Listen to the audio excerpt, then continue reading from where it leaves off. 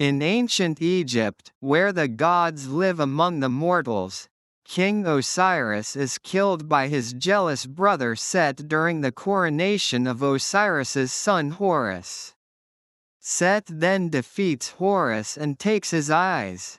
Set proclaims himself the new king and commands mankind to pay riches to pass into the afterlife. 1 year later, with most of Egypt enslaved by Set, Zaya, a slave to Set's chief architect Urshu, gives plans for Set's pyramid to her lover, Bek. Using the plans, Bek infiltrates Set's treasure vault and steals one of Horus's eyes, but he and Zaya are caught by Urshu, who kills Zaya with an arrow as she and Bek escape. Bek takes her body to the exiled Horus along with the eye and promises to help find the other if he brings Zaya back from the dead. They visit the divine vessel of Horus's grandfather Ra.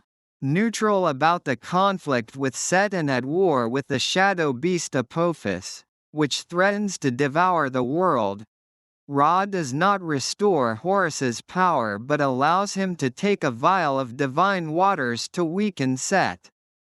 Ra explains that Horus's loss of his powers is the result of not fulfilling his destiny, which Horus believes means avenging his parents' deaths. Set asks Hathor to take him to the underworld, but she refuses and joins up with Bek and Horus. They hatch a plan to infiltrate Set's pyramid, recruiting Thoth to solve the riddle of the guardian Sphinx. Overcoming the pyramid's entryway and the Sphinx's riddle, they reach the source of Set's power. Before they can use the divine water, they are ambushed by Set, who destroys the divine water and takes Thoth's brain, but Horus saves Hathor and Bek. Hathor calls on Anubis to take Bek to the underworld and offers her bracelet as Zaya's payment for passage to the afterlife. Sacrificing herself as doing so exiles her to the underworld. Absorbing Thoth's brain, Osiris's heart, and Horus's eye and wings from Nephthys, Set confronts Ra aboard his solar barge. Ra explains Set's mistreatment were tests to prepare him to take Ra's place as defender of the world against Apophis. Dismayed, Set decides to destroy the afterlife to become immortal and uses his new powers to overpower Ra. Taking Ra's spear and casting him off the barge, Set frees Apophis to consume the mortal and underworld realms. As Apophis attacks, the gates to the afterlife are closed.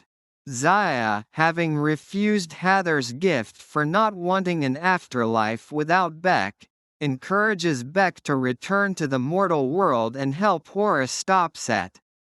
As Horus battles Set atop an obelisk, Bek defeats and kills Urshu before he removes Horus's other eye from Set's armor, mortally wounding himself in the process, and falling from the great height. Regaining his power to transform, Horus saves Bek from falling over, retrieving his eye and flies him to safety since he realizes that his true destiny was to protect his people. With renewed strength, Horus outmaneuvers and kills Set. Finding Ra wounded in the ether, Horus returns his spear, allowing Ra to repel Apophis and Anubis to reopen the gates. A child returns Horus's other eye and the god lays the deceased Bek in Osiris's tomb beside Zaya. For his deeds, Ra offers to bestow Horus with any power, and Horus asks that Bek and Zaya be brought back to life. Ra grants his wish and the other gods are restored, except Horus's parents, who had already passed into the afterlife. Horus is crowned king and declares access to the afterlife will be paid with good deeds in life.